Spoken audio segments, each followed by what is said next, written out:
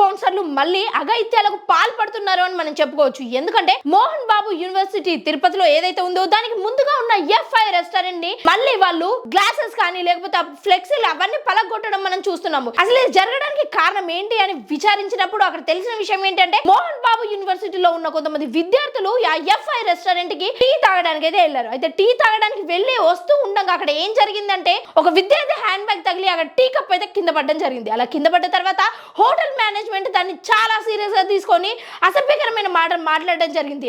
అప్పటికే ఆ స్టూడెంట్స్ దానికి కావాల్సిన మనీ అంతా చెల్లిస్తామని చెప్పినా కూడా ఆ హోటల్ మేనేజ్మెంట్ అనేది అసలు వినకపోవడం జరిగింది.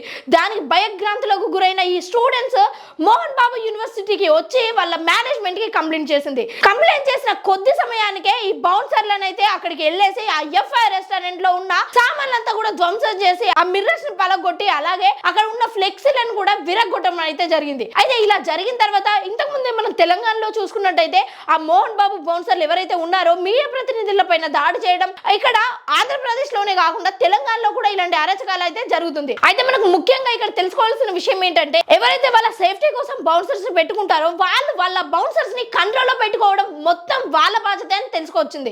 అయితే ఇక్కడ జరిగిన విషయం ఏంటంటే అన్యాయం జరిగింది విద్యార్థికే. అంటే మనీ చెల్లిస్తా అని చెప్పిన తర్వాత కూడా ఆ హోటల్ మేనేజ్మెంట్ అలా బిహేవ్ చేయడం తప్పైనప్పటికీ వాళ్ళపైన యాక్షన్స్ తీసుకోవడానికి పోలీస్ స్టేషన్ కి వెళ్లాల్సింది. ఎందుకంటే ఇలా రౌడీ షీటర్స్ లాగా వాళ్ళ రెస్టారెంట్ మీద పడి అలా అన్ని పలగొట్టడం ఏ మాత్రం కరెక్ట్ అయిన విషయం కాదు. అయితే ఇది ఒక్కసారి కాదు, 2 సార్లు కాదు, మోహన్ బాబు బౌన్సర్లు ఇప్పటికే చాలా సార్లు బయటికి వచ్చి వేరే వాళ్ళపైన అరాచకాలు చేయడం.